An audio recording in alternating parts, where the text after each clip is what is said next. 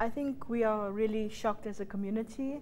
I think after having believed that there's so much effort being happening at a national level to address hate crimes, to learn of another lesbian death so soon after, it's really shocking.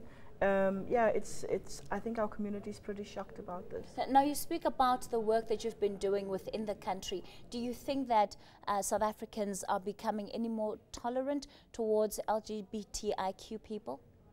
I think there are a number of challenges around the lack of public education.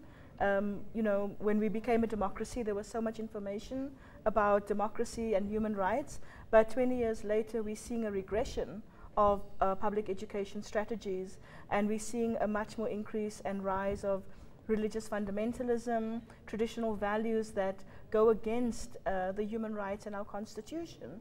So I think essentially we really need to address this, because our families are really being affected by hatred within this country. And how do you find that all of this now translates itself on the ground in terms of interactions of LGBTIQ persons with their communities that they're in?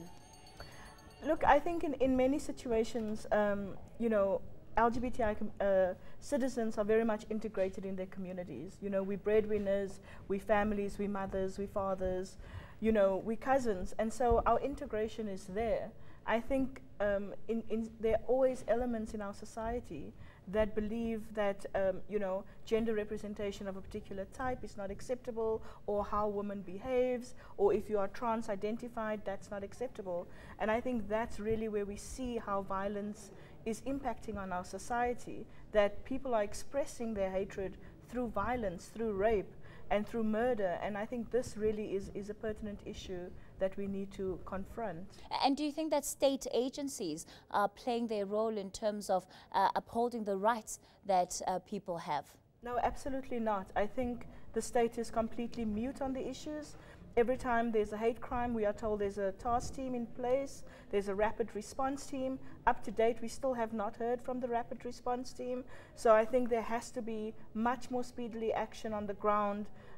It's not translating on the ground at all. And I think the values that we have in our society has to be implemented. I think, you know, we had a really great justice minister. I hope the new one does the same. We have to see more and more action. And your particular organization, you're also trying to raise awareness and educate the public on what exactly LGBTIQ people are, and you do this through the media. Tell us a bit about that. Yeah, we are kind of citizen journalists.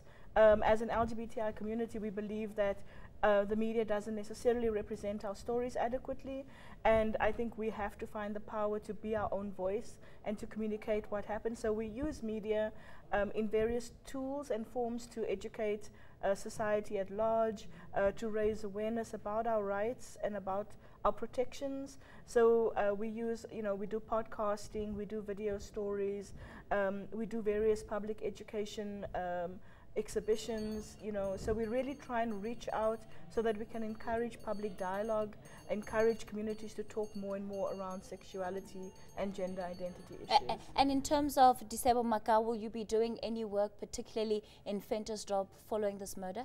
Absolutely. We want to have a public dialogue. We want to engage with the police system there, the prosecuting authorities. We want to make sure that sexual orientation and gender identity becomes part of the case itself, and that it doesn't just disappear as a normal murder case.